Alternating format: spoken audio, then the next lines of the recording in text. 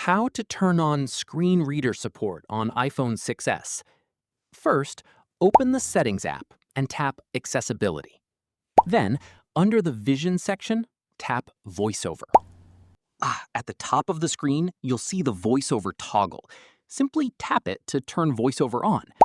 A short introduction may appear explaining how VoiceOver changes the way you interact with your iPhone. Once VoiceOver is enabled, your iPhone will read aloud the items you touch on the screen.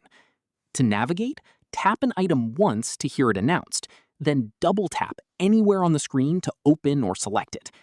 You can also swipe left or right with one finger to move between items. If you want to adjust the speaking rate or customize other VoiceOver settings, you can do so from the same menu.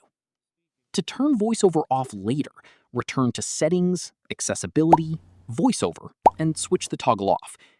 If VoiceOver is active, remember to double tap the toggle to disable it. That's it. You've successfully enabled screen reader support on your iPhone 6s.